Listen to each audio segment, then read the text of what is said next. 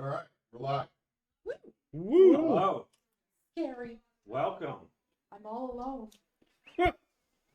Hey! He was here the entire time. You didn't even see me. I just appeared. He faded 'Cause I never into left. reality. Welcome, yes, Yeah, that guy. to this special. Oh.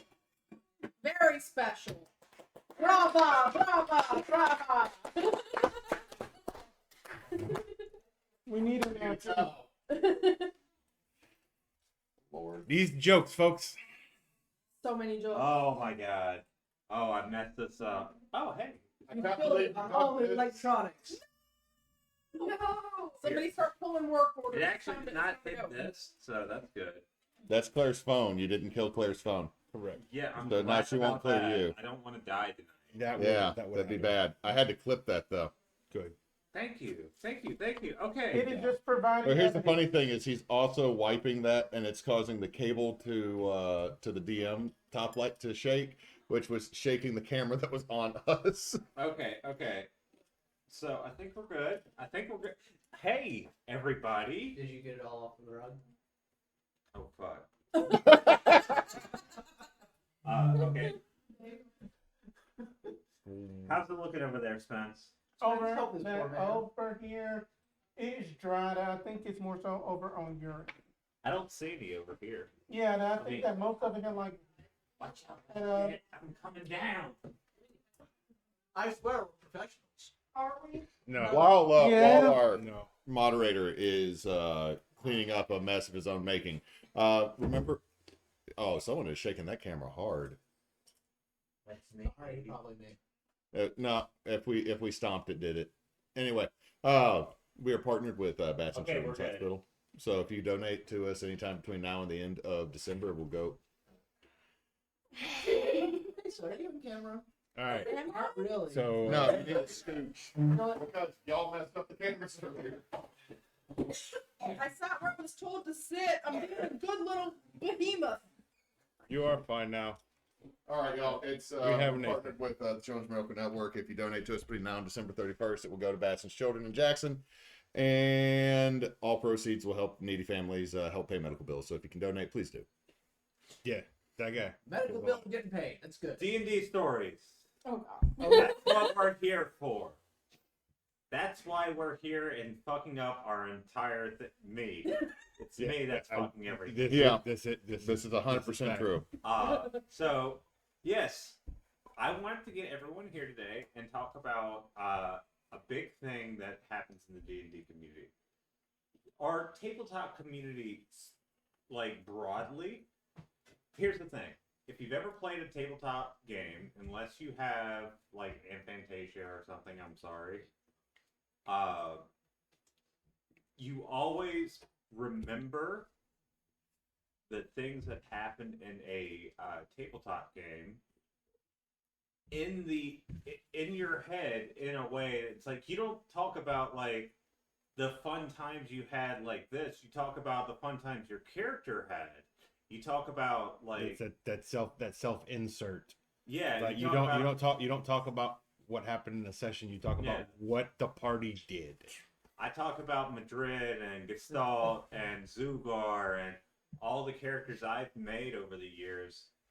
And I always remember my favorite moments in D&D as my character. Like, to be specific, there's a specific moment in the first Extra Life game that I remember of Dugo throwing a fucking figurine of power into a hall and letting it turn into an elephant for it to die so we could go away. I remember I picture that in my head.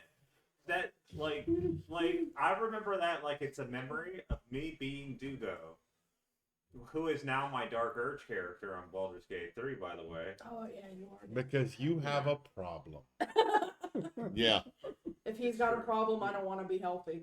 mean, I want that but- problem. I was interested to hear how other people like view their D&D experiences or their tabletop experiences and talk about like their favorite memories. So like I'm left-handed, so we're gonna start over here. Nasa. It's alright. I It's will, us versus them. I will We're have on the left. I you will, win. okay, fine. So I at our local friendly local game store, I'm playing in a game. It started off as a Domains of Dread, like a Ravenloft type of game, but not the Strahd von Zarovich typical. Like our DM Kevin went through the book of Ravenloft and found a bunch of like barely mentioned other domains and built them out into a full campaign. And so we were running around the land of Borka. We fucked some shit up and it was not okay. We had to leave. And so that campaign, that group, actually morphed into a Tyranny of Dragons campaign back in Faerun. But again, Kevin, being a very old school DM, he actually reworked a lot of Tyranny of Dragons. And so we ended up we were heading north from Luskin to try to find a tiefling scholar who'd been lost for 3 years. Her name's Makaf. And we were also trying to figure out if the White Wyrmspeaker or the White Dragons were anywhere that we could maybe take care of. You know, two birds with one stone, and try to catch the Wyrmspeaker masks or get rid of said White Dragon. We ended up. So I was playing. I was at the time a very elderly silver dragonborn paladin of Conquest, which was a fun thing to do, and we ended up in a fight in the White Dragon's lair in this gigantic iceberg. There were like lair actions and like multiple like stage trap effects that were going off, like icicles falling from the ceiling after the dragon beat its wings for like a knockdown prone effect. Like it was pure and utter chaos. Our cleric player hadn't showed up that night, so we were kind of trying to run them on the side. The cleric went down, the rogue went down. Myself as the paladin got prone stucked and frightened locked, and I couldn't get close to the dragon to do shit. There was a kobold running around with astral arms, so it was a swobold, and he was doing Randy Savage moves. It was terrifying. And we ended up... I have an idea. I knew that was going to happen. So we ended up... It was basically... I finally made it over to the Old White Death, and the rest of the party was on pins and needles with all the Pokemon beeps going on. And out of character, we decided that it was time to cut and run. But my old man, Ravon, my paladin, was not... If he was going to run, he was going to be the last one out. That's his whole thing. He was an old man. His time had come, if it had come, and he was ready to guard his friends' backs as they were heading out. So the little goblin blade singer lit out like a bat out of hell. We're talking haste. We're talking like extra movement, mobile feet, like just boom, gone. 900 miles an hour. It was great. The rogue on the witch's broom picked up the dead cleric and headed out with the forget who the other. Oh, it was a damperized Aarakocra swamp popper. So Dampire Aarakocra. He got damperized in Ravenloft. He drank the blood vial. It was not a good decision, but he thought it was. And so I stayed behind. I took a breath weapon to the face. I took the Swobold's multi-attack. I took the other kobold wizard like magic missiling me, and then a big ass claw directly to my chest. I went 0 HP in that single round. And then before we completely broke away for the end of the night, the DM said, "You wake back up." The dragon's literally looking down at you and said, "But you were doing so well." So I thought for a minute, and it took me a minute to think about what Ravon would actually do. And I realized I made him an Oath of Conquest paladin because arrogance. So I said, I want to spit in the Old White Death's eye. Breath weapon. Or like eyes open. You were doing so well. Really? Blarg. No. I said, I want to spit in his eye. Y'all know me. My dice are cursed. I expected a complete globule of spit going down my neck as I die. I rolled a nat 20 to spit in the eye of the old white death. And then I died. But I am not mad about it. It is the greatest, like, character death I could have imagined. I will never be able to live up to it a second Yeah, time. It was a once in a lifetime thing. Yeah, it's kind of a mic drop moment. Yeah, it's perfect. Yeah. I love a sort of thing like that where you can cap off a character like that. You don't really see it as much as you used to anymore because nowadays, like, it's more about like creating a larger than life adventure. Mm-hmm. In D&D, back in like I would say back in first and second edition, is more a video gamey, not a video gamey, but like a more you run through the dungeon and you try to survive. It was more modular back then. Yeah. I mean, it was. Nathan Spence has been playing their game for 3.5 years, and then me and he would literally roll up with the characters that we've been playing for 2 years in our game, and roll up to your dungeon and run it and run it. Yeah. And that's where so it's become a bit more narrative and less. It's definitely like running games for canon and remembering second edition and first edition of. First edition, you didn't level up until you left the dungeon, and gold was pretty much XP. Yeah. So it really lended itself back then to the murder hobo. And you had great moments, but it's the haha, loot, pillage, rah. But now it's more of, we actually had a really meaningful moment that was completing a character's personality and what they would do. So they're both fulfilling, just in completely different ways. And what I really like is that Kevin, the DM for that game, he's a very old school DM. Like, he grew up on THAC0, 30 years ago. Yep. And he runs a very, like, mechanical and, like, a lot of, like, random encounters heavy campaign.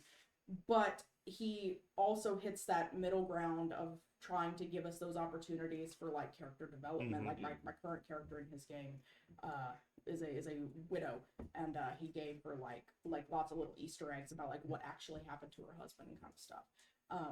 But as far as Ravon went, like, that is the ultimate. And that was a 4 out of 5 TPK that night. My character, the swashbuckler, Dampier, Aarakocra, the changeling rogue, the drow, I think she was a drow, cleric.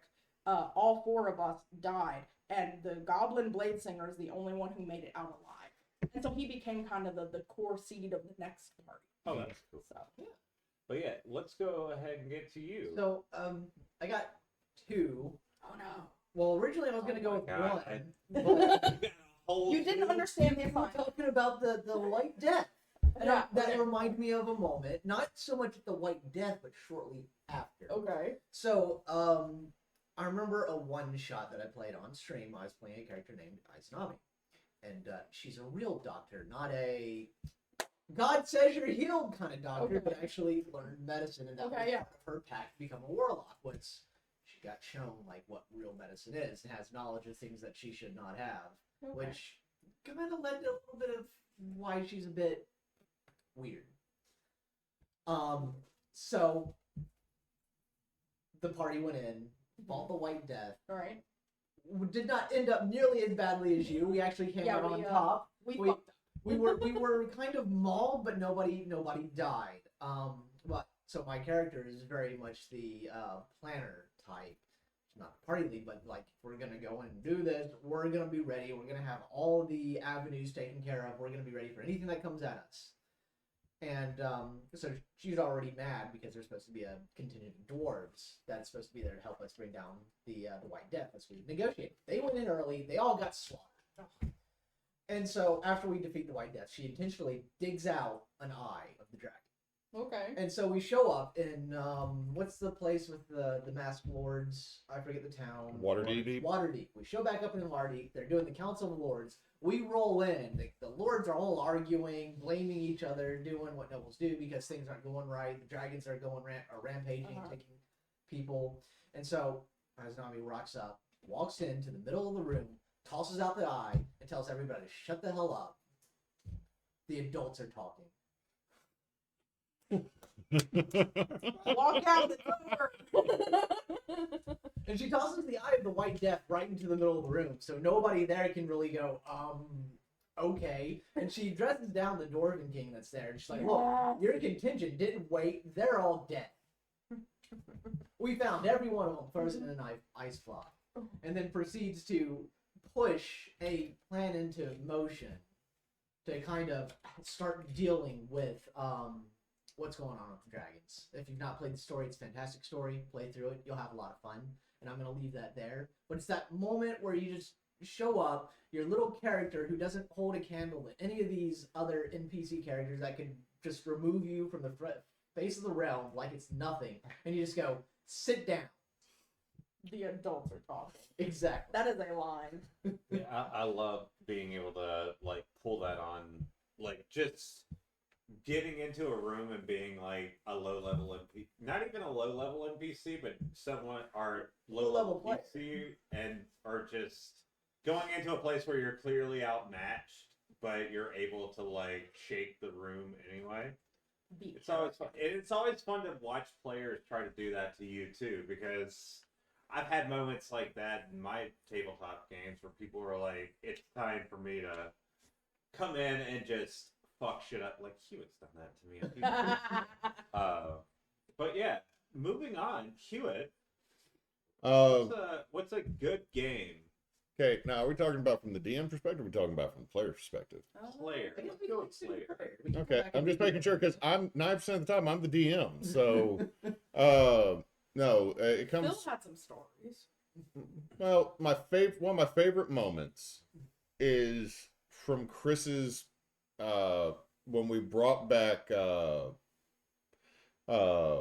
Tier, when you brought back Tier and we switched to 5th edition, and so we come back and the whole party is bickering with each other about getting prep done. We got one player that hoards all the treasures that technically that player could have parted with 5 magic items that they were not using whatsoever, and the party's entire trip would have been funded.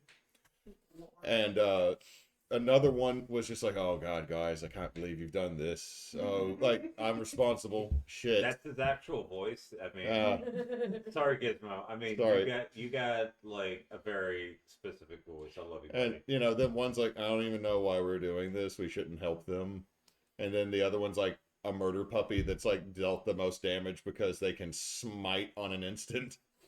Neve was one of my favorite coaches, but no, what is Aldrich, my halfling that everybody gives shit to? Like, you're a terrible person, Aldrich. Why? I legit helped us. Okay, so what Aldrich does is, since we now own a restaurant, he goes into a magic shop, hands over his only 2,000 gold, and promises this guy breakfast and lunch for a year and a day, no cost, with a 2-drink cap at lunch. Like, he can't just sit there and order like bottle after bottle of wine, but for a year and a day, he can get breakfast at the buffet, and he can get lunch with 2 glasses of wine or 2 beers, and the wizard buys it because it's one of the few times Aldrich rolled well on anything but intimidate. And I left with a belt of fire giant strength, 2 potions of depetrification, a pendant to protect against petrification, because half our party had been petrified in a previous battle. So he's like legit, like he got the fire giant belt for him, yes, but that's also because he's always in front and having to pick stuff up and do the fighting. But he gave every member of the party a way to not be petrified other than him. He did not have them for himself. And then he got like magical ammunition for Kahlua as well. Like, Aldrich did this, and everybody's like, and they're like, "Aldrich, how'd you get this?" He's like, "Yes, Aldrich, did you steal money from the party again?"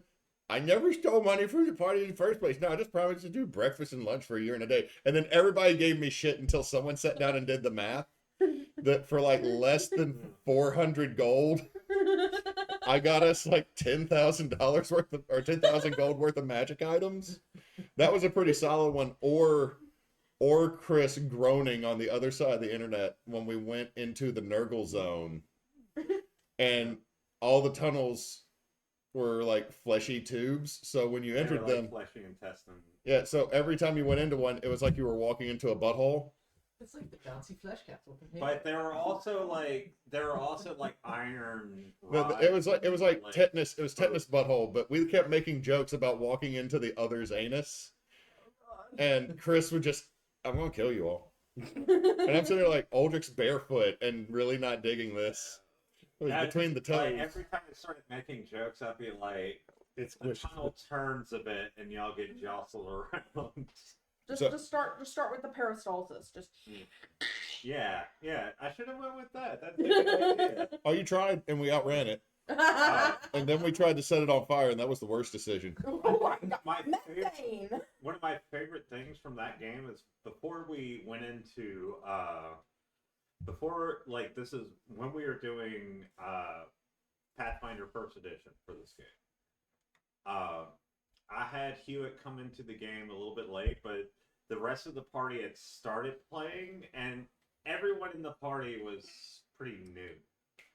And Hewitt came in, introduced Aldrich, and the whole idea is like, okay, so we're gonna have a typical bar scene. Y'all walk in, y'all have a bit of an interaction, and there was an elf that was like talking shit to you.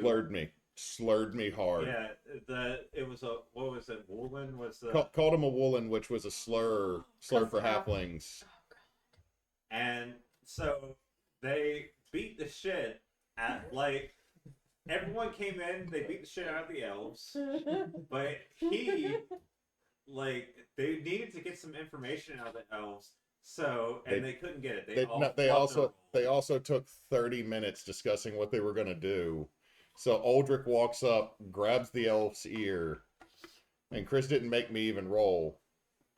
I rip one of the elf's ears off and go, Owie. "Can I ask you a question now?" And that's when the whole party thought I was a psychopath. But 2 games later, I missed a game, and they released a demon in the streets. Yeah, no, like, it's funny, you had a reputation for being the wild one, but everyone else did some shit. Like, you were the one. I was when the y'all moral went to center of the party by the end of the campaign. Y'all went to the Underdark, and, like, everyone was just, like, talking shit and just, like, pissing off everyone and just, like, breaking cultural norms. And then he had to go behind there. It's like, here's some cheese, here's some wine. I'm sorry about these idiots. Even in Lost Seas, weird, strange, and fucked up shit happens around Ulrich, Mm-hmm. and he gets blamed for it. Yep. You're I got some DM stories with that one that we can bring up later, but You're a chaos But yeah, nexus. going on, nuts. What would be something that you would find memorable? And there's a couple of things. There's the really early on in Forgotten Sands before we were even streaming. Bear traps. Bear trap. That's because the only trap icon I had access to on the free version of Roll20 was the standard issue bear trap. So instead of saying that it was a bunch of different traps, I just kept saying someone left out a bunch of bear traps. And it would, and That's free Belchicon, isn't it? yes, yes, that was before Belchifon, and like it got to the point where Tarek found all, like to the point to the point where like because Tarek was a dwarf. He's a dwarf cleric of death, Okay. ostensibly a necromancer. Right. He had his. I still love that character. His whole shtick was he raises skeletons or zombies or whatever the general mook is, Mm-hmm. and then names them based off of their success rate in battle, Okay. how effective they are. Right. Um, Valid. if they show more success with range, then they're Ivan, Okay. and they get like Tarek kept a bag full of cloaks that he would just throw onto zombies and skeletons.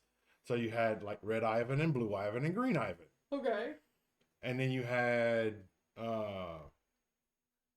Leroy's. Leroy, every one of them started as a Leroy. Yeah. And if they were, oh, what did I name the good ones? You named the big ones Oleg. Oh yeah, anything that was large size was an Oleg. Gregor. And if a Leroy did well, he got promoted to a Gregor. Okay. And there was one. There was always one of them. It was one skeleton or one zombie. It was a dwarf zombie. He was the Leroy. He was god awful at everything. Survived though. Couldn't hit the broadside of the couldn't hit the broadside of a barn from 2 inches away if he tripped towards it. And survived for like 6. Because as bad as he was at hitting things were he was just as lucky in getting and not getting hit. Like he survived a fireball as a zombie. Yeah. He took half damage, and I rolled all ones on the damage for fireball. Lucky Leroy. So For those low rolls when you DM for us. like to the point where all Leroy's secondary weapons were bear traps that they would that they would throw at people. Okay, yeah.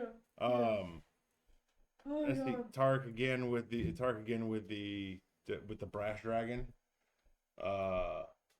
We were attacked by by a lady who was working for the big bads who had a rod of dragon control, and it was a bronze dragon, and we killed it, and it's a large creature. Okay. I make dead things come back to life and use them. I gave him the ability I'm to not resurrect gonna life. waste it. So you became the Night King. I raised the dragon as a zombie. Yeah. And we that was our travel MacGuffin Beautiful. for a while. Archibink sat on a hammock between its ribs. Yeah. And just like as it's flying, there's this gnome on a hammock. Or Oleg.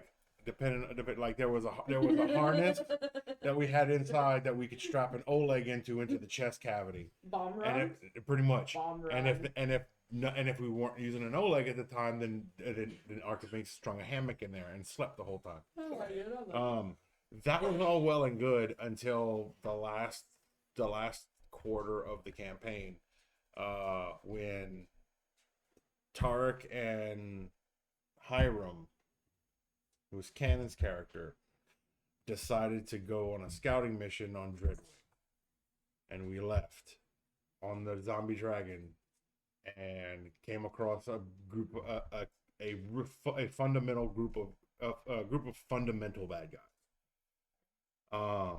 Like huge key component of the opposing army's forces. So we tried to jump them. I mean, we got a dragon. We're fine. Not just a dragon. Zombie. Zombie dragon. We weren't fine. We weren't fine at all. It went bad so quick. We were expecting archers. They had mages. So as the fireworks went off around us and ended up hitting the dragon and killing the zombie dragon, Welcome to falling out of the sky. in a moment of desperation, Hiram reaches over and puts his hand on the dragon and casts resurrection. Okay. The dragon wakes up. The fight is over. Everything else. We're standing there going, great, awesome, that's great. And then it looks at me and goes, you do realize that I remember it all, right? Oh.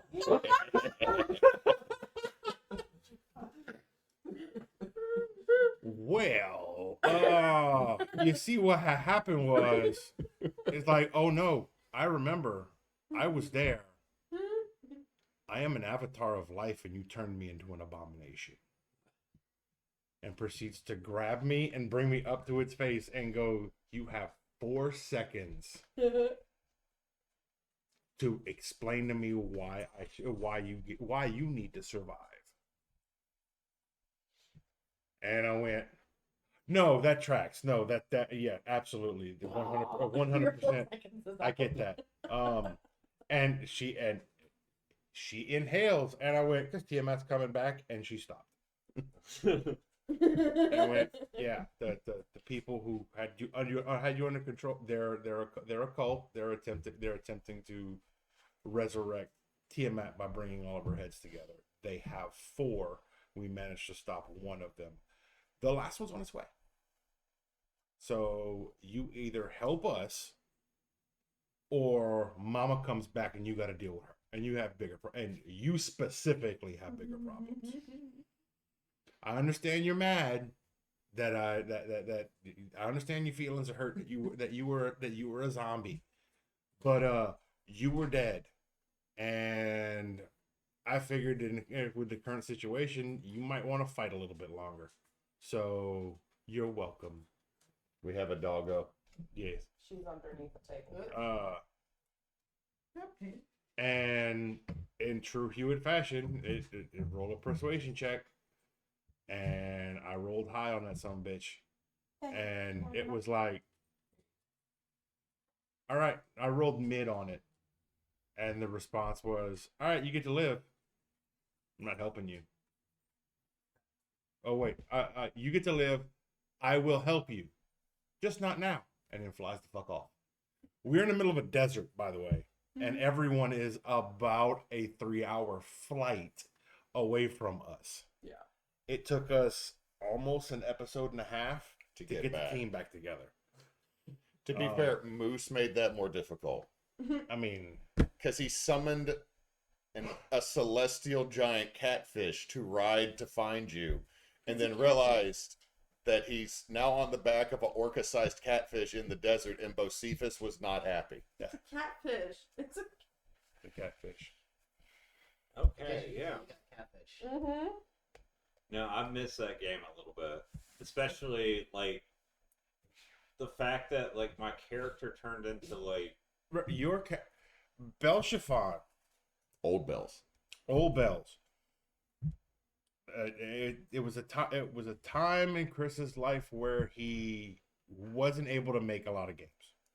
He would come in, he would go away, he would come in and go away, to the point where, as an excuse, as a joke, he was a sorcerer. Okay. As a joke, he would popped up one day. It's like, okay, and like, because a portal opens up and Belshafon falls through it. Yeah. And then 2 weeks later, he's able to play again, and a portal opens up, and Belshafon falls out of it. I've been falling. Like, I fell in love with that trope to the point where Belshafon is now a recurring character in my campaigns. Oh. Who will? Oh, yeah. Say hello to everybody. Like if there's a technical exposition dump that needs to happen, Belshafon falls out of the sky.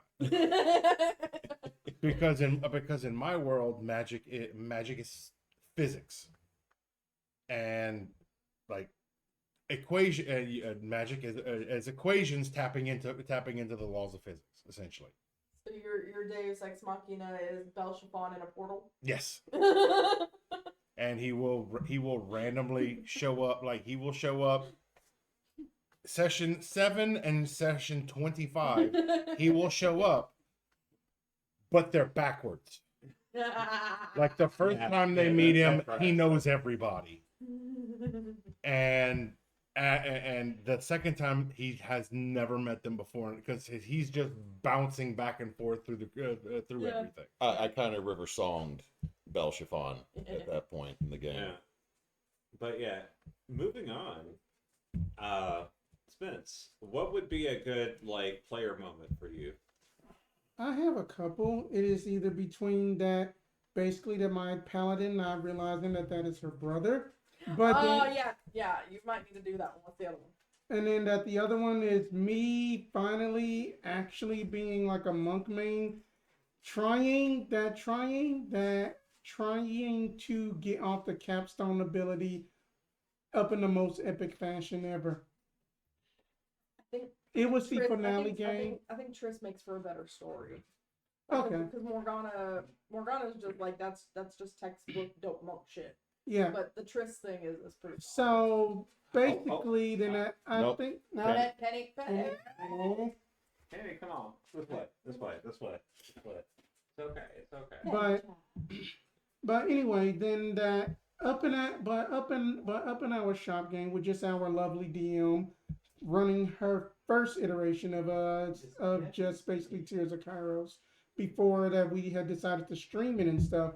My character, my first time with playing a paladin, is a Glossia Tiefling, and in that we are on a somewhat of a reprice, kind of like relaxing after that we just had something happen. I can't remember what exactly, but then all that I know is that we had two additional females into that the two additional female PCs. That one of them was just our arcane / warlock rogue, and then that the other one was our grave cleric that who had always said family bonding is everything, which it is.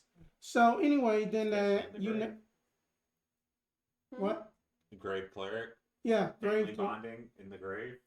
She was goth aesthetic and bubblegum pop personality. Yeah. Oh my She god. was fun. Yeah, that was very fun.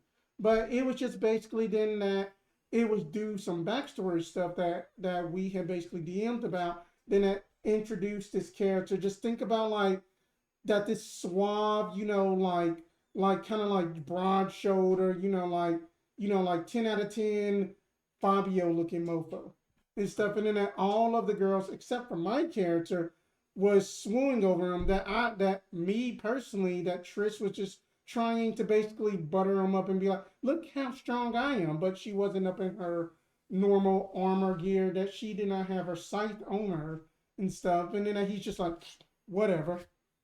And then that, that all of the other girl characters and stuff are swooning over him. Like one of them had tried to get drunk with this with just that this electrifying booze that basically made her hair go into an afro. And then that, that the grave player chick had probably was just too bubbly for him. And then that he was just kind of like, whatever, and Triss. So morning comes, that Triss is having a great day or whatever. This one asked me to give a perception check. And then that, well, no. It wasn't a perception check because that Triss was shit at perception. And then that I had heard she had said something along like, Master Goldswallow. I dead ass was going down the steps, stopped, Uno reversed, nope, back up, and had a panic attack in the room because Goldswallow was basically her maiden name of her parents who basically tried to burn her alive. Now, the day before, when I first introduced this NPC, I'd given a description of like his kit and everything, so that he was wearing white enamel plate with gold tracings, gold fittings. He had a big two-handed like glaive thing going on, and that he had a cloak, like a white ermine trimmed cloak with a golden bird sigil. That's all I said, and I said it just like that. And he'd completely forgotten that he'd given me all of his like characters like secret like family history shit, where the family name was Goldswallow because Triss went by Meadowmoon, Tristana Meadowmoon. He'd completely forgotten he'd given me that at that point.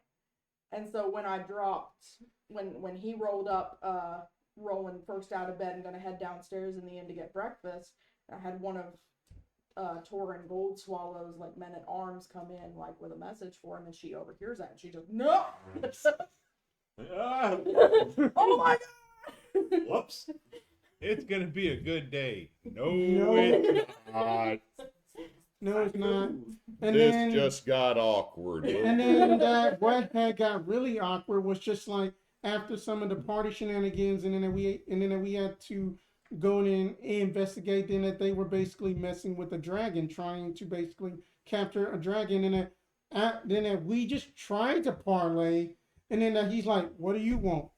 So big fight and stuff breaks out, and then that the players are like, kill him, and I'm like, no, I am gonna do non-lethal damage. Flip the scythe to the pommel side because I did like an insane amount of damage, and I'm like, I'm gonna just do it non-lethally. gave him the biggest shiner of his life, and then I think I said something along like that. That you know that isn't nice to treat your older sister that way. Knocked him out. See what's going on, yeah. It was Because it was basically that mommy dearest had basically pulled the whole like that. That you know that your older sister that she was such a good person. I am mourning over her. No, the fuck you wasn't. there was a lot of gaslight and lying about family history. Like Torin didn't even know that he had a sister. No, I love the mixture of like are the layers that come into something like that. Like especially when you have a good DM coming in there and just like mixing in all the stuff that a player gives, and it just culminates into a really cool moment.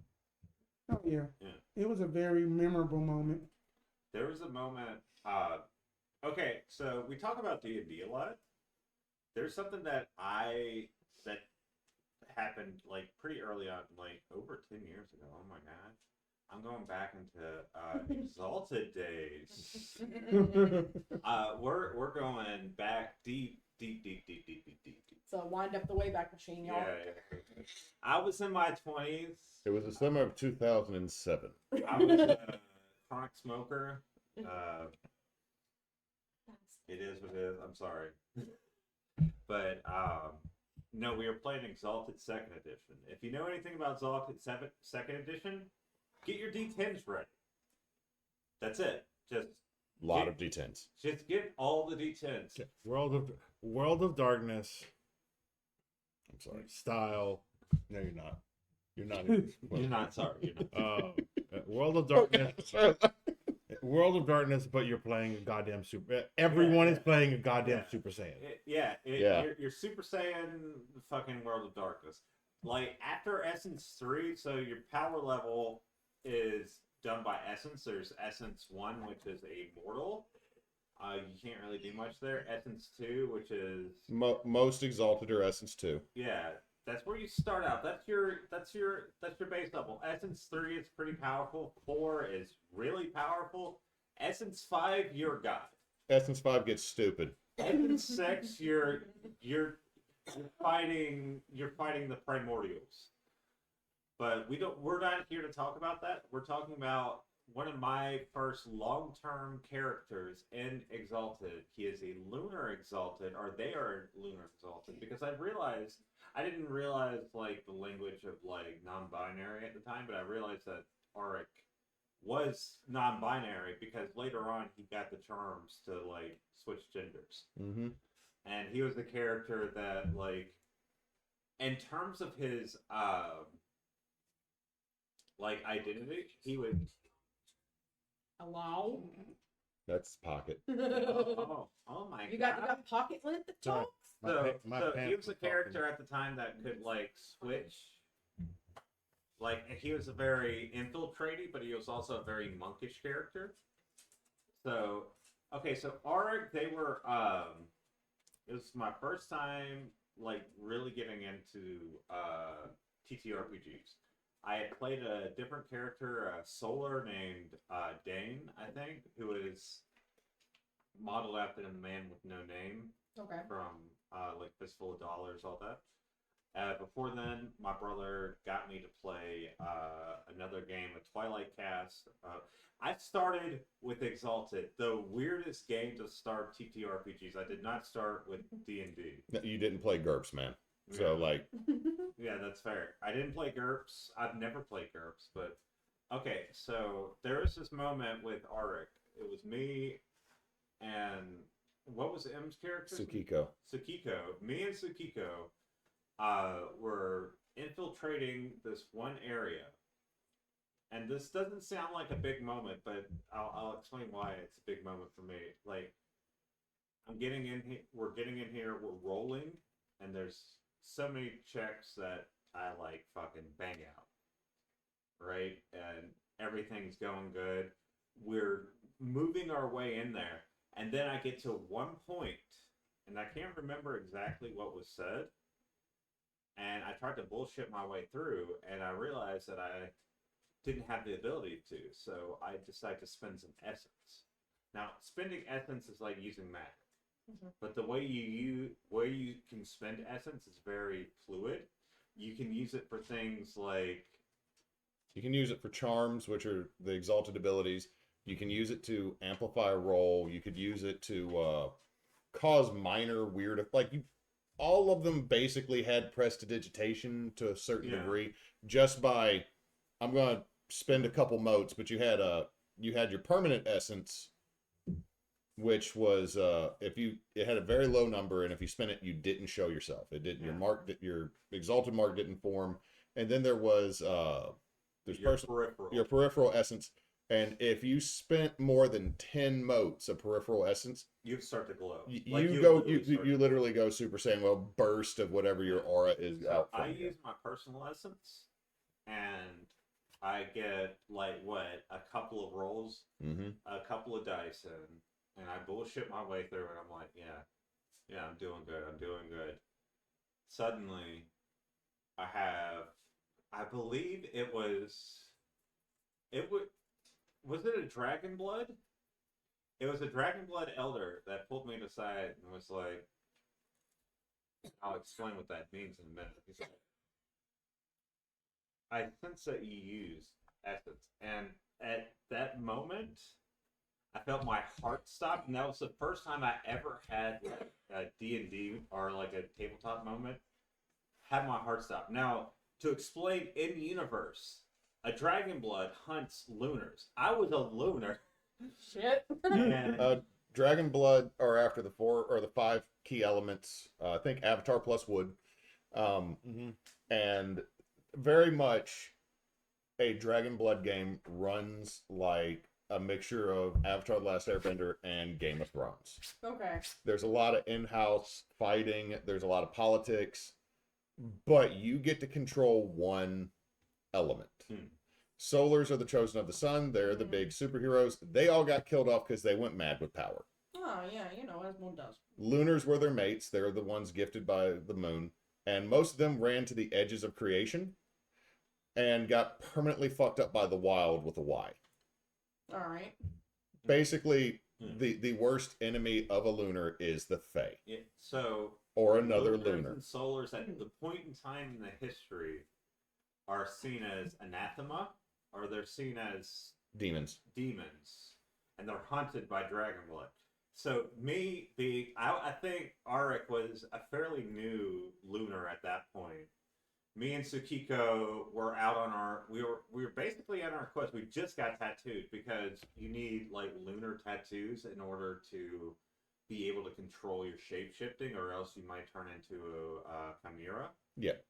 Basically, your body Yeah. just constantly starts shifting without your consent. Yeah, so Like Lycanthropy without consent. Yeah. and Arik had his hands always covered because he had like lunar tattoos that came up here, which were his fist weapons. So I mean, he beat the shit out of people with his fists. But no, that one moment, I don't remember the words of it, but I remember the feeling of it because it was the first moment I remember where I'm like, I'm in trouble. Yeah. I'm fucked. And I remember us getting out. Did we have a fight there? I think we. No, Tsukiko was able to, because Emily played a Changing Moon Lunar, which is all about soul interaction. Are Stop, you okay, kiddo? stop dying, child. Our production designer has ASMR. Yeah. Also, the fire has flared up outside. Yeah, They put another box on it. yeah So- so Kiko was All about more- social No. social interaction, and was able to get them out of that because. So here's the deal: Dragon Blood are the weakest of all the Exalted type because they can reproduce easily, and their traits are passed on through reproduction. Lunars and Solars, when you're born, or when a lunar or solar dies, their upper soul reincarnates as another person while their lower soul goes to whatever afterlife, whatever. So, but that means that every lunar and solar reincarnates. They could have as many kids as they want, but there's no guarantee that their kids are going to be a lunar or a so Dragon Blood can produce a buttload, and that's part of the job of being a dynast, is to have a buttload of kids, to have as many Dragon Blood as you can. But the thing is Dragon Blood being from like the more controlled area, survive so much longer and have so much better training that a Essence 2 Dragon Blood, even though they're technically weaker than an Essence 3 Lunar or Solar, with equipment and training and everything they got from, basically being the rich kids, they can go toe to toe starting levels. And if you get It's once you get past Essence 3, Essence 4 is when stuff gets broken. And if you run into an Essence 5 or 6 Dragon Blood, you're dealing with someone that's 500-600 years old. So basically, Mr. Miyagi is going to stone punch you in the gooch. yeah, then you get into Immaculate Monks, which are like, you don't fuck with them. Like, you do not fuck with them. But just that moment in that game just, like, changed my perspective. Like, I played, like, my first game in Exalted, which was my first TTRPG, was a Twilight Cast. I don't remember the fucking name. It's some character. And it was pretty fun, but I remember, like, Auric was, like, really solidified my need to play more TTRPGs, because Auric was such a fun character. He was a bit of a self-insert, and he also just kind of changed with how I approached TTRPGs as well. But yeah, getting back into this, how about we talk about, like, DM experiences? Let me go ahead and jump in because I got a few. Well, we were going to go around the table again. No, I'm being a jerk. Okay, well, So we'll go this way. the reason is because I'm going for it. I might forget, but one of my other favorite moments DMing is when Emily and Auric when Sakiko and Auric got to be about Essence 4, Essence 5. I introduced their first Infernal, which is a fallen solar that's been tainted by the demons. And they show up, and they're just grotesque. It is basically Cronenberg body horror mixed with Hellraiser. That's the image you get from these things. And this one just landed and was like about to throw down, and this was going to be a really rough fight. And then Emily's character cast the charm Mind Blanking Fear. It was Luna's command. And so what you do is you add your ability, you add your skill, and you roll that many dice. And you can combo. Like in second edition Exalted, they added charms in to where you could spend a mode of essence and get another dice. So Emily drops 36 D10s. Anything above a 7 is a success. A 10 is a double success. Emily rolled more successes than she had dice. And I go, okay, what do you tell him? Because he's going to do whatever you ask him to. Like, she's like, I'm going to make him run. Well, you say, then Emily has her brain shut off at this moment and just goes. No, and she didn't do that in character. Emily just did that because she's like, I'm thinking. I go, okay, that's what you do. And he buggers us. I did not. No. I was like, you just raspberried a ancient horror away. Like you just went and ran him off like he had gone down to the wrong side of Bikini Frickin' Bottom. And that was a great moment because that's when Emily started laughing with that. And then I got two more from before we started streaming with Forgotten Sands. The game that started all of this is they're having an epic showdown, an epic fight on the top of a massive. This is the fight where we got tower. This got the dragon. No, this is not the fight where you got the dragon. That was out in the desert. This is where y'all fought Empress Utar. She was the one who had the dragon controlling rod. Not that one. The bronze dragon y'all caught out in the desert when they ambushed you. But because the dragon that was in this one was an ancient green one. But in any case, what they're Utar on the continent of Lothria in my game is the biggest city. They call themselves the greatest city, and it's over a dwarven tide. So the central black spire extends like 50 stories up, and it extends 100 stories down above the aquifer that is in the actual tide.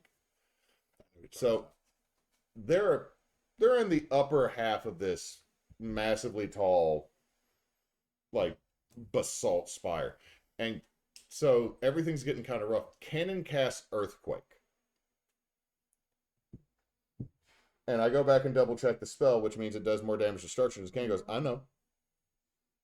Mhm. They broke the top third off the spire, and it fell into the city below, Mhm. resulting in them permanently being kicked out of the city of Utar. My wife's character, who had just joined the party at that time, being permanently banned from the city that she was born and raised in, and had her parents, a gnome and a Goliath couple. Mama was big, daddy was little, and she's a tiefling that was adopted, which caused them no end of jokes just to mess with my lovely wife. But yeah, Emily got so into her character that she almost had a panic attack over them breaking the tower. And Cannon's like, playing Hiram, you know, well, we took them out. And it's like, yeah, you did. You also took out a massive section of the upper class portion of the city. To which Tar's reaction was, "Don't worry about it. It'll be fine. You're fine. You're fine. It's good. You're fine." So Don't worry. that was great because Cannon cast Earthquake, and I hear the whole party, fuck. Another great moment comes at the tail end of that game, and it was one of the moments I really wish that we had been streaming at that time. Was I had so many maps for the final rundown for them to deal with father, older son of the cult. Like I had, like, they were gonna fight the last two generals. They were gonna go through a bunch of, fodder. There were so many kobolds that I wasn't even gonna make them roll attacks. I was gonna make them start rolling Constitution saving throws to see if exhaustion cuts in Yeah. from them just going through. You can see it on screen. But so all of a sudden Emily goes, well, I have the ability as a lore wizard to cast one spell I don't actually have on my list. And I go, okay, I can cast Wish, right? And then she goes, did I say something wrong? Because I'm staring at my computer. And that started literally an episode, like a session and a half conversation. They then prepped. Because Real world prepping for 5 hours in because we character. know him, Yeah. and If you leave Hewitt any likes loose Hewitt ends- likes to Mhm. Hewitt likes to role play Faye Yeah. way too much, so it monkeys paw. Yep. How are we gonna?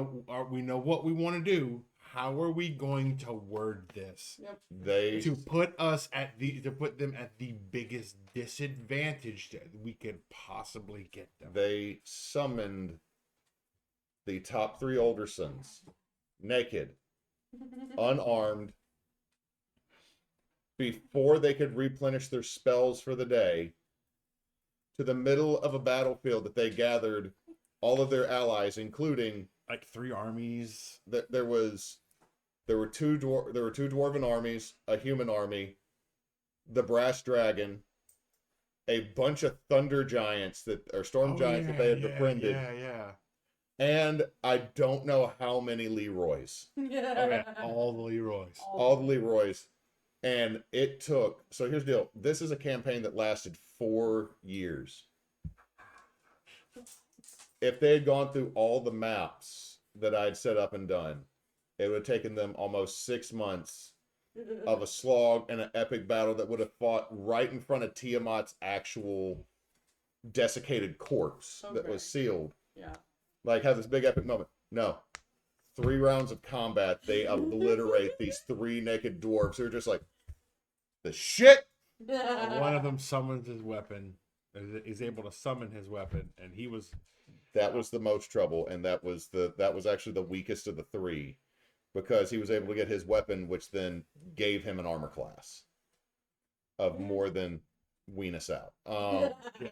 Because like Emily, like straight up, like they are naked, they have no clothes, no armor, Nothing. No jewelry. Oh, yeah, it was Nothing. like it took like legitimately 5 or 6 hours between two sessions, and Emily is sitting there going, "Okay, we can't say anything like this," and he was just sitting there the entire time listening to us stress Yeah. over how we're gonna say or how Beltari is gonna say and word this wish. Might be the most Machiavellian thing I've actually done in a game. And my last really favorite, and it's a DM moment that I saw with Nasa as a player. And this is me as a DM seeing another DM learn on the spot how to improv something that they never fucking saw coming, which this is the reason why I don't write a lot when I do my games, is because someone that is not named at the table will do something so ridiculous that I would have to throw it and go. Like, I never thought they were going to have a zombie freaking dragon. I never thought that somebody would actually steal the cursed beads and then allow me to have to roll wild magic for 30 days. And they end up becoming a floating pinata of doom, lightning, and IBS for everybody in 30 feet. Watching Nasa at the tail of Tears of Kairos, when everybody's talking about you can use Kairos blood, you can use Kairos blood, you can use Kairos, and all of a sudden I go, oh, if we don't have all the parts, can't we just use the Kairos touched in place? Thinking that we can go grab Pav and kill his ass and use him to get through, like, we'll kill 2 birds with 1 stone. And watching Nasa's face.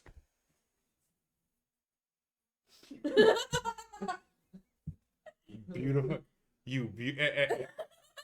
And then start writing that. immediately. No, I can show you the page in the notebook. The only thing I wrote down is Kairos touched for ritual, question mark, underline. That's all I wrote. No, I just saw you pull up the book and start writing immediately. And I go, okay, we have just learned a new we've now just gotten a new tool to the toolbox over there.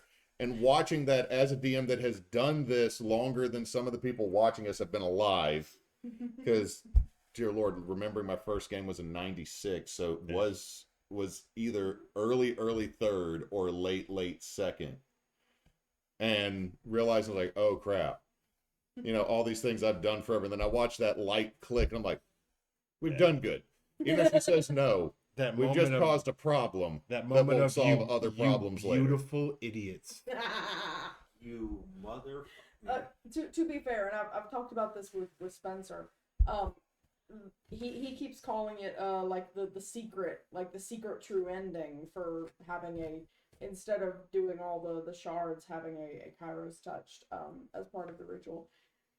And I want it, when I eventually like module everything out, it's not going to be like a given like option, because it does kind of take away from what the story that I want the thing to tell, but it worked for Tears of Kairos group. And it's kind of one of those like Kismet type of things where it only works there so far.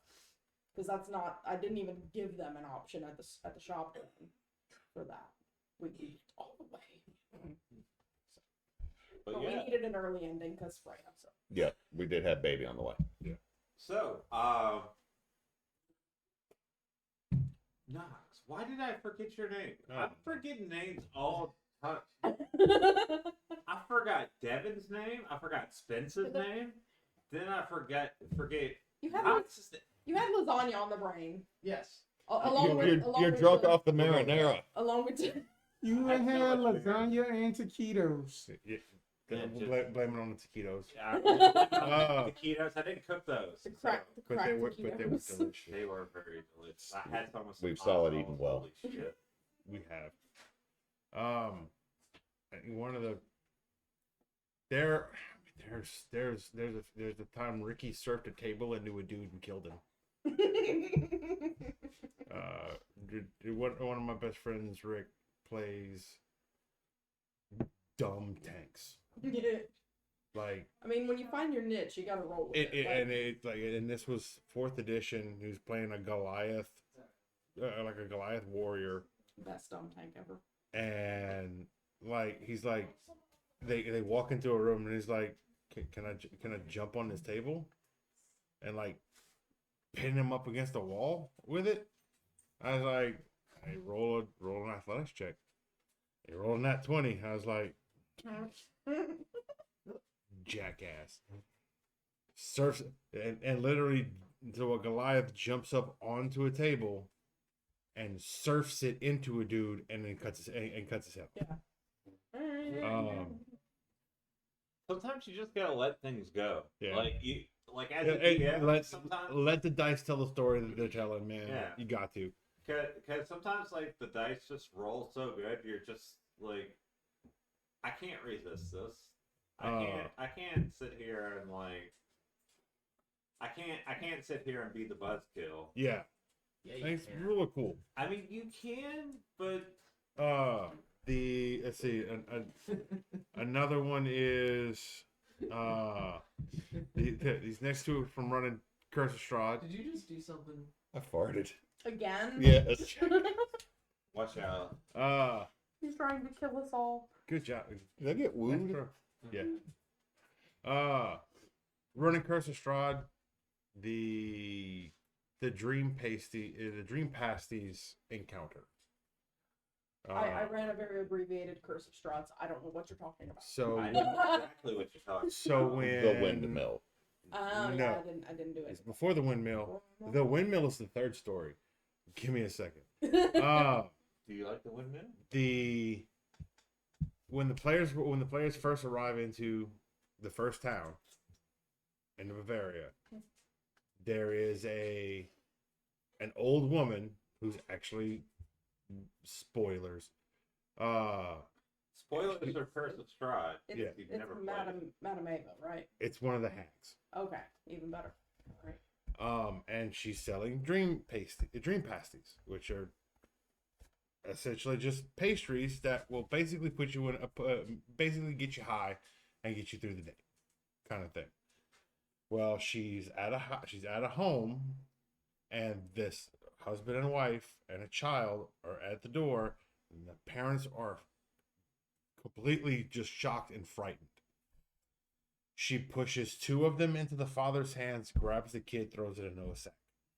And the players see this. Okay. One of my players, Krista, is a paladin, and the first words out of her mouth was, "I think the fuck not." Come on. Yeah. Refrigerator here. The first words out of her mouth is, "I think the fuck not." Walk up and they have a confrontation with this old woman that they don't know is a hag, and she looks around and she sees 7 obvious adventures. She's a hag in Bavaria. She knows the drill. She knows what the deal is. She knows what Strahd does, and she's just like, whatever. It's not worth my time. I'll just be back tomorrow. And so she disappears. Leaves the kid. Normal people would walk back up to the house, knock on the door, hand the child back to the thankful parents and thankful and frightened parents. Thank you so very much for help. That's not what my gaggle of idiots did. They didn't knock. The paladin kicked the door down. Then went and found the father and began to threaten him because he allowed the child to be stolen. You sold your child. So we're victim shaming. Yes. We're victim shaming. Oh, in yes. Barovia. Okay. Oh yes. All right. I'm sure Arena has to. Why did you sell your child? That's pretty Barovian, really. I mean, when half the people don't have souls, it's not like you can really blame them. Like, It's true. And Spoilers. this it's been out for a while. You can. and this couple did, so they had true emotions. So they're freaking the fuck out. Yeah. It's like we didn't. She took her. Why didn't you fight?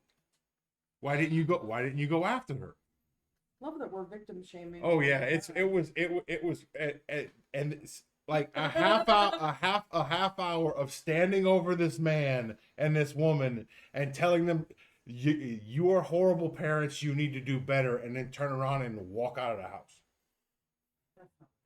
That's essentially what happened. And fight. The third one is at the windmill where the hags actually live. They managed to get a jump on two of the hags, and my nephew, who always plays the lizard folk, manages to, he's like, they're downstairs, and on the map there is an oven. Big oven. For He's cooking like, all the children. and he knew this because he drew my mouse. Okay. Because I gave him the pictures, and he drew them out, on the page, and they're dope as shit. If you ever want to try them, I'll let you borrow. So he's like, I want to push her into the oven. I mean, you're gonna have to roll a strength check versus he rolls in that 20. Like, okay, you got it. As he is pushing her in, somebody, was it you? Cast Tasha's Hideous Laughter on him, Oh God. and I rolled like garbage. She starts cackling as he pushes her into an oven. That is a horror game for you. And stands there with the door, against the door like this. Yep. The next round comes. His strength check is perfectly fine, and she fails her wisdom save. So he's standing there at the door. And I'm, all right, so she's taking fire damage every turn. Every turn. Every turn. Next turn. Next turn, she fails and he succeeds. Next turn, she succeeds and fails a strength save. And that's what happened for the next 2 turns until she was Ash. So eventually she was like, "Hey, wait a minute!" Yeah. She got hands. This isn't funny at all. For the night is dark and full of terrors, all hell roar, let's go. Yeah. It's that, and it's that, and my nephew, both of them. Like at the time, Krista and my nephew. My nephew's been playing with us for a while, but he still doesn't think like a D&D player, which is great. He still has that new player.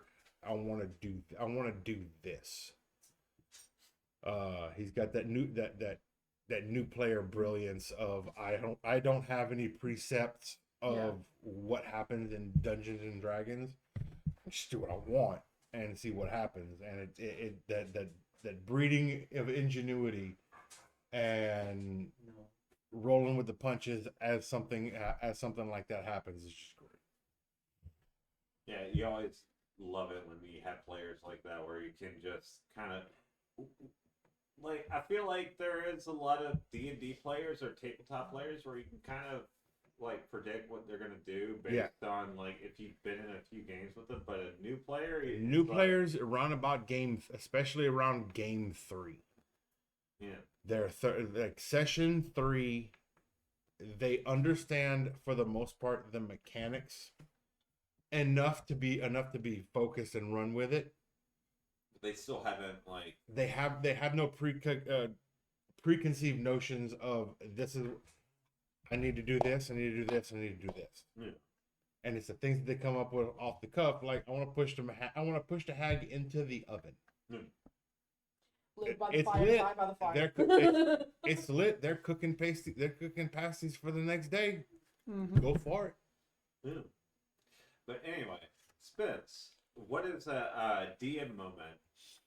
Oh, I got a couple, but this first one is really, really quick. It was my first time ever running the Revenge of Stefan Carcass at the shop. We have this player. Let's call him Butters. That this is very important. So basically, for those who have played the game, my game, then that they made it to basically Red Oak Cave to basically go up against Rogmester Smart. Well, that there is like a library chamber to where then that they gotta find a button to basically go inside of like where that the boss is. So that the experienced players versus new players are like, oh no, that this is obviously a trap. We don't want to go in there. So I basically be like, you know what? Everybody give me a deck save as just a gust of wind blows your asses into the boss room. So then that surprisingly that Butters character that the Ranger saves it, and he actually remembers the fighter pressing the actual button for that the portcullis that this will be important later. So basically that yada yada that the boss fight comes around, and then that Butters is doing this on his phone, and then I'm like, Butters, it is your turn, and then everybody like, huh, what? And then he's like, I am like, what are you going to do? And then he's like that, I am like that you are separated from your party. And then he's like, so how do I do it? And then I'm like, roll me a history check. and then that he passes it. I make it like a just don't roll a natural one. Because that the kid was kind of But anyway, then that basically that I be like whatever his character's name.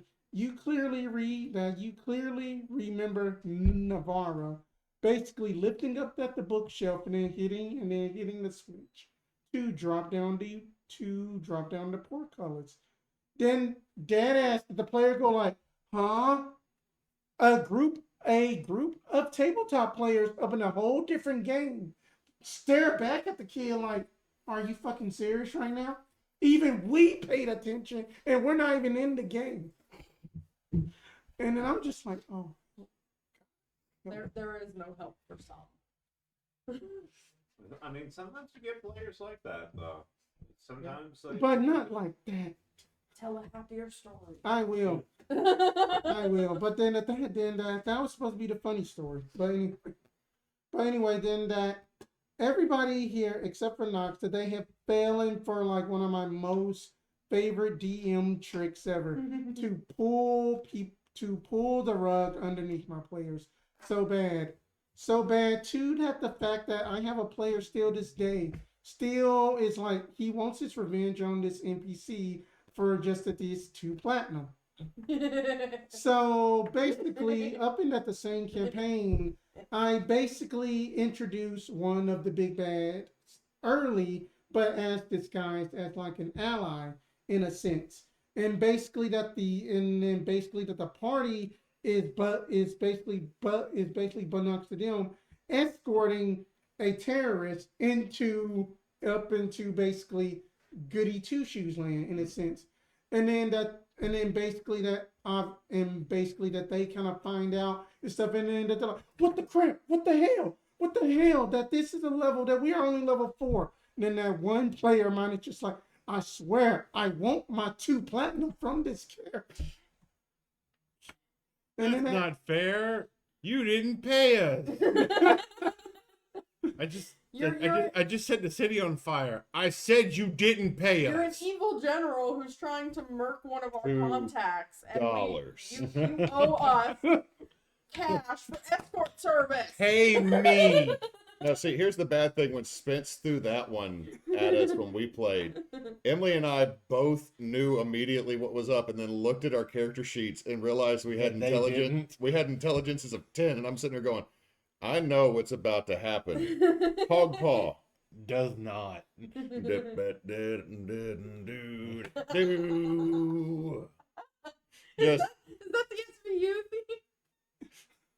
I just make a little noise. Like basically, he's just sitting there humming on the cart, rolling his like, I'm arcane cleric, but I didn't go no school. but I and wanna then bring back Benicio.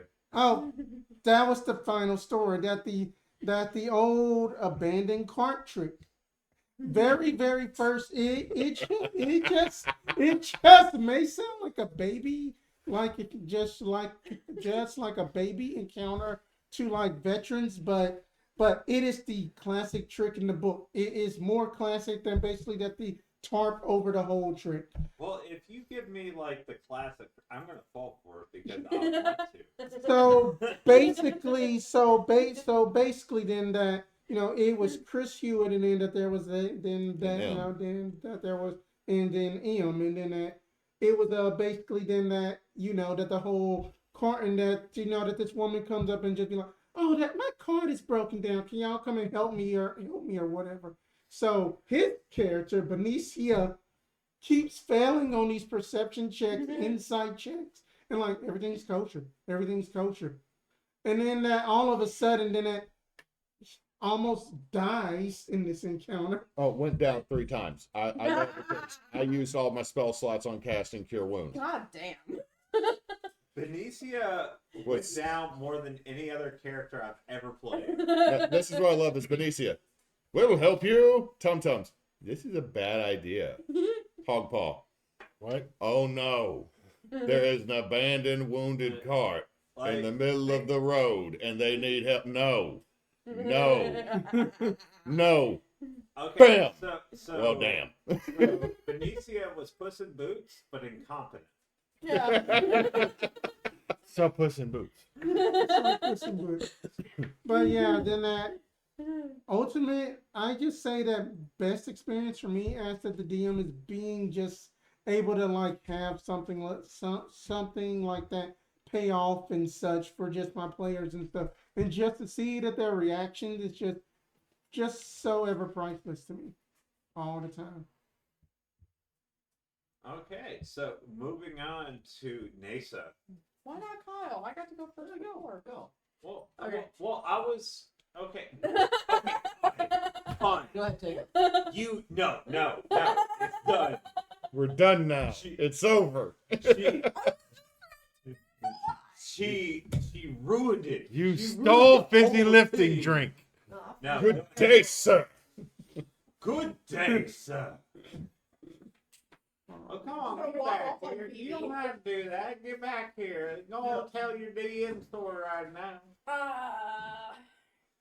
I'm sorry, I'm not from West Virginia. Okay. I think the favorite moment from behind the DM screen is, and it's not from campaign. It was from a one shot one night. We had a bunch of the crew weren't gonna be at the shop. It was like, were you there for Frog God? No, I wasn't. Okay, so this will be news to you too. I know you've heard it before because Corey loves telling this story.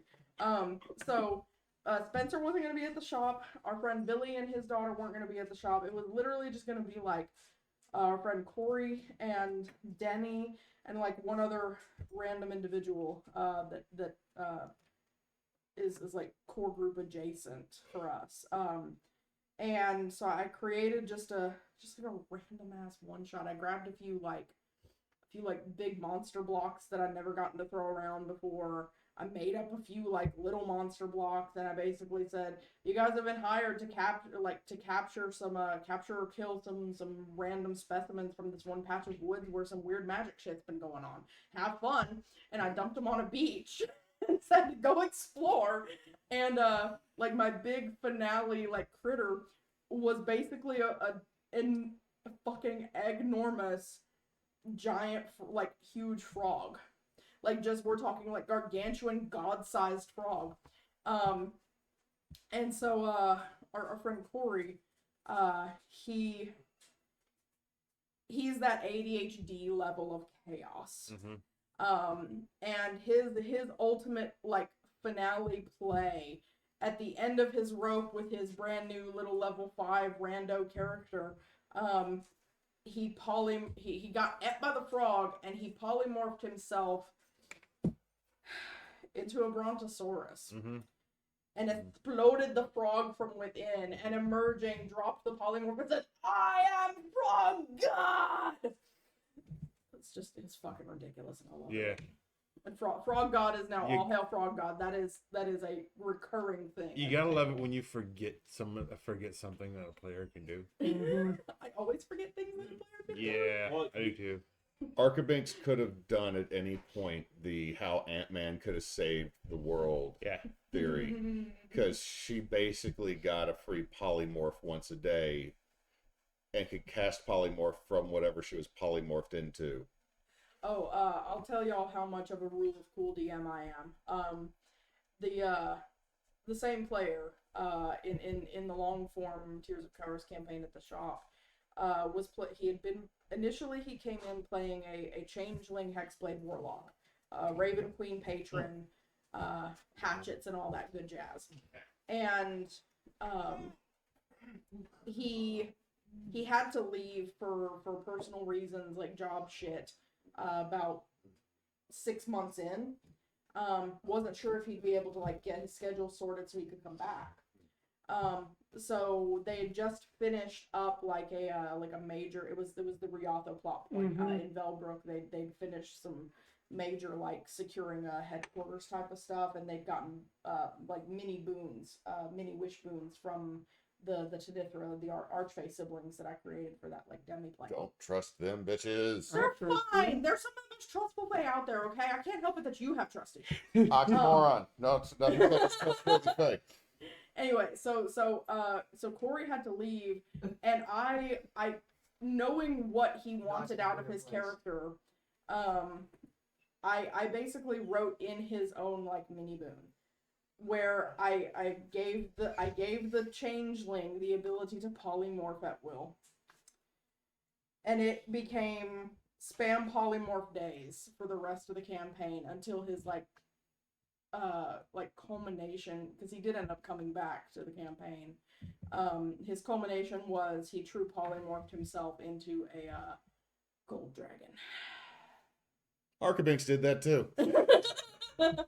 He true polymorphed himself, concentrated for long enough that it became permanent, changed himself back to regular Crawlia, transformed the druid into a fucking amethyst dragon for the big finale like battle fight. And it was just true polymorph shape shifting shit all the way down.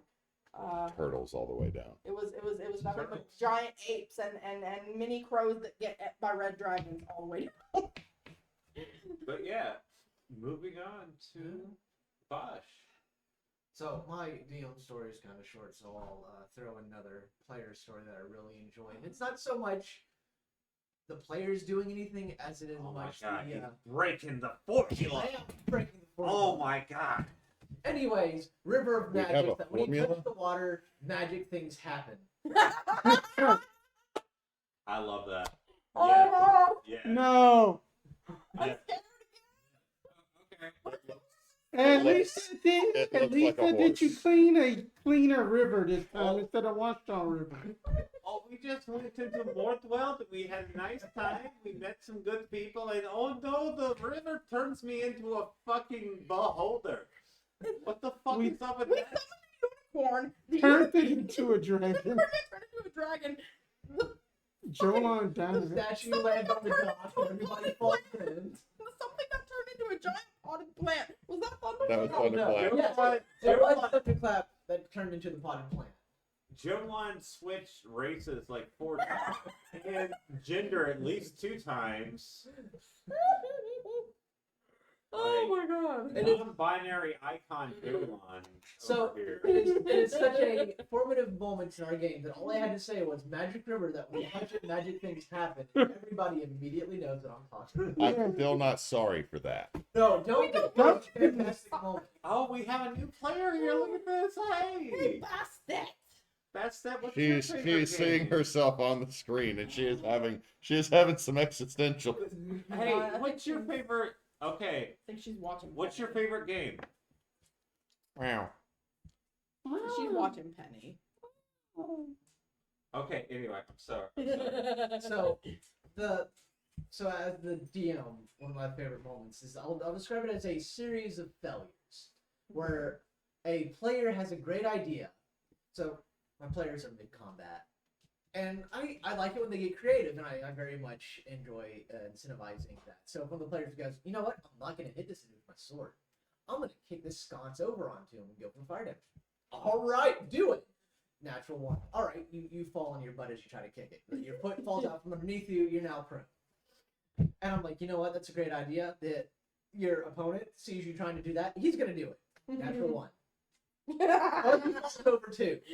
And this fight slowly devolves into everybody just trying to kick the sconce over unsuccessfully. And it gets to the point where everybody's just staring at each other, just like, we don't even want to fight anymore.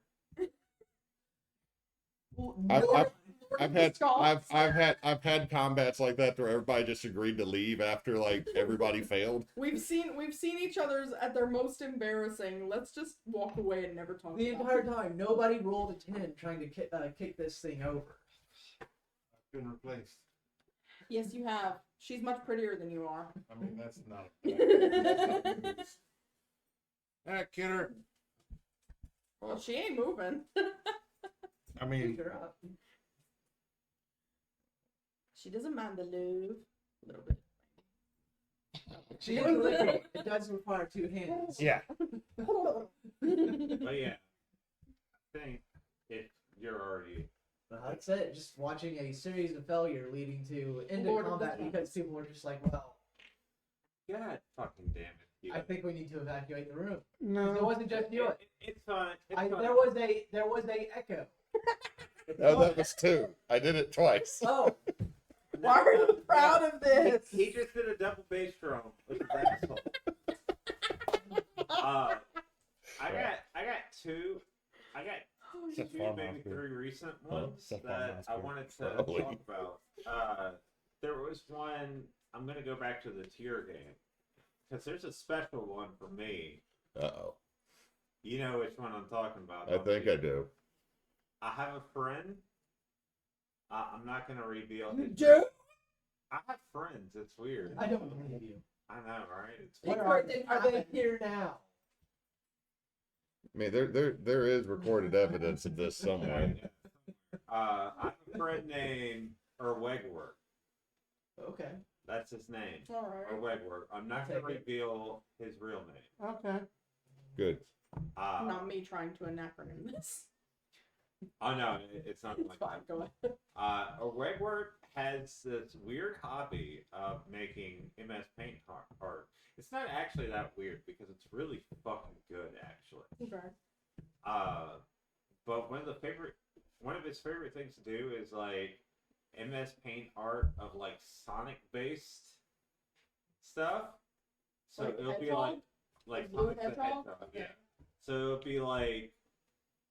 it'll be like MS Paint, but it will be like Scooby Doo, but it would be like a blue Scooby Doo with like the Sonic the Hedgehog. Quills. Yeah.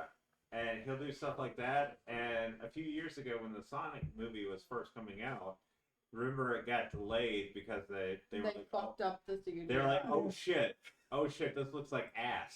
We Yeah. need to change No. The producers wanted to go ahead and release it, and then the fandom was like, the hell you are.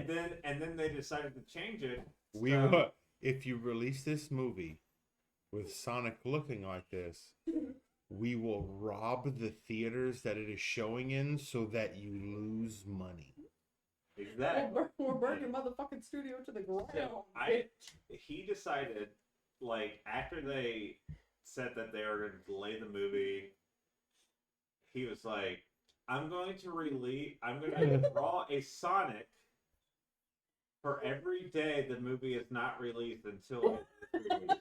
Okay. So he drew an MS Paint fucking Sonic.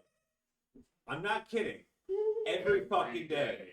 Every fucking day. There is a new MS Paint Sonic. And then he did the same thing for the fucking Mario movie. It was still MS Paint Sonic, but it was for the Mario movie. Bruh. Bruh. And people they have were time. all amazing and delightful and beautiful in their own way. Hot Squidward Sonic. There was Hot Squidward Sonic. There was Crying Existential Terror Sonic. Solid Sonic, Liquid Sonic, Yeah. Big Boss Yeah. Sonic. Okay, so he had been doing this for a while, so I decided they were like a good bit into my game where they're going into the bowels of Nurgle to defeat, my big bad of that game. So I was like, okay, so the way the game worked was they would go through the bowels of Nurgle and then enter into like a different area or a different realm. So one realm they went to like the other side of the world, the other realm was them, and what's the one, the chaotic or the lawful good? We went to Mechanus. Mechanus, We yeah. went to the area that had the giants. I struck out with a giantess. Mooney. Yeah. Mooney got a home run. Yeah, but I decided as a fun game. Snoo, death by snoo, Yeah. snoo. I decided as a fun goof, I would they would go to the Feywild, but the Feywild would be made up of Wegward's Sonic OC. Bruh. And that's the world that almost killed us as well. So they got there, and it was a fun pixelated adventure with a bunch of green grass and a track that seemed to loop-de-loop, Mm-hmm. and they had to go over spikes. Bruh. And as they were walking, there would be just these weird blue guys, just running past, And dying. and dying. They would all die, like they would all die a horrible death. And they would go through it. They would go through like all the obstacles and everything. They're like, okay, this is funny. This is funny. They get to the first boss fight. The first boss fight, they start attacking, and like our Magus does, like, because we had one that was like a custom Magus, crits, does all this damage. Fuck yes. And then like I think it was either Aldrich or someone else attacks, and they do no damage. They're like, what the fuck? Third person attacks does no damage. That's weird. The round goes by. The round goes up again. The Magus misses. This other person attacks, hits, goes through. Then the third person attacks, no damage. You gave the boss iframes. Yes. Yeah, 100% did. 3 of them, by the way. As what Aldrich's only trick was is I hit things 3 times. There you go. I hit things 3 times. That was Aldrich's trick. The first hit would activate the iframe, making the rest of the multi-attack Useless. worthless. Except for the fact I could knock them prone. So they get through that. They're like Wegward at this point. He was like excited about the dungeon because he knew a little bit about it just because he designed the balls, but he didn't know about the iframe balls, and he's like, "What the fuck?" So he gets past that, and then we get to the big boss, the mighty Egg Boy. Which is, if you see the picture, it's just Eggman, and it's literally, he just drew a circle, and then, like, just a little bit of a divot there for the face, and then kind of did the Eggman sort of belt. So I made it to where he was floating around the arena, and they had to fight him, and they would hit him. But what they didn't know is that they busted the bubble, which was Egg Boy. It would like explode into a noxious gas. So what's the first thing they do? They get him stuck in gears. We annihilated his ass so hard. He gets stuck in gears and explodes. Noxious gas. And like half the party is infected with Nurgle's virus, which is great. It's exactly what I wanted, but it's not what they wanted. It was a great time. Like, that whole section was just one of my favorite things to do. The other great thing about that is, so the paladin gets the 3 infected members out because the sharpshooter, the bard, and the magus immediately go down, and then my character's left in there, and we have to get the MacGuffin, and the MacGuffin is there with all the smoke around it, and Chris is sitting like, I'm gonna get another one. I'm gonna get another one, and I'm playing a thug. Or a brute. I'm playing a brute fighter, which means every save I make, I get to add a d6 to. The great thing about that Unearthed Arcana is when you get to a high enough level as a brute, you are quite literally unkillable. You are the cockroach that everybody like they step on. It's like, I came back. And so Chris is saying like, ha, ha, and the whole time, Aldrich, all 3 foot of Aldrich using a polearm is trying to fish a pot out of clock gears, holding his breath. Just going, this is bullshit. Show him with longer arms. No, okay. So just as an aside, I just want to say Wegward is playing a great character in my Pathfinder game. He's playing a little kobold fighter named Grisara, who is like insecure, but she wants to act like she's the baddest shit, and she just got like fucking wrecked by a bloodworm, but she didn't die, but she came back, and she was like, for the first moment, she was like, I'm okay, and then it's like, do you need some time to, like, one of the other players picked her up and was like, are you okay? It's like, yeah, I'm okay. I need a minute. I'm like, oh my god, I love this fucking party. No, I love playing with Word. He's a great player. But getting into my second one, I wanted to talk about Into the Woods. Actually, like Which one? mine. Okay. The main thing I enjoyed about that game was the fact that not just the mysticism and the little things there, just cooking meals and kind of trying to bring people into the setting with senses that we're not used to doing. Usually we just talk about what we're doing.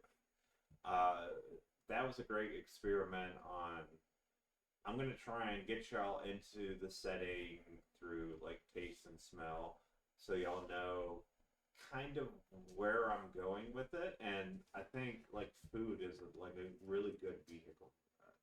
So it was something fun to experiment with. I don't know if I did it justice. One word. Pierogi. Yeah, the pierogi. Yeah. Potato pierogi.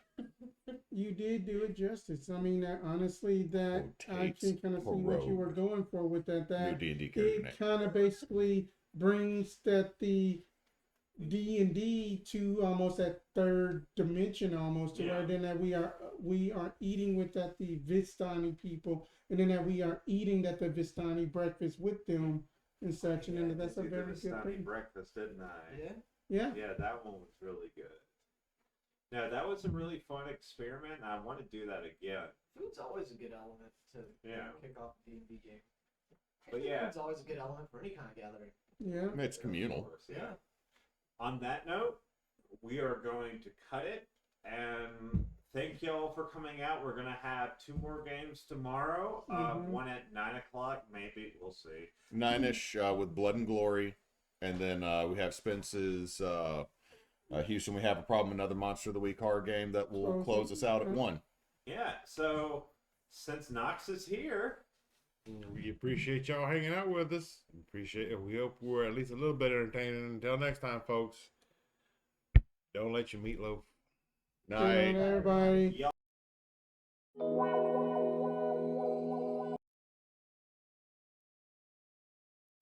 Thank you for tuning in to another Bonus Roundtable podcast brought to you by Team Bonus Action.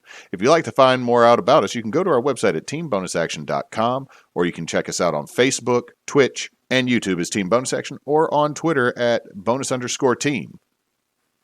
And since Knox is not here, don't let your meatloaf.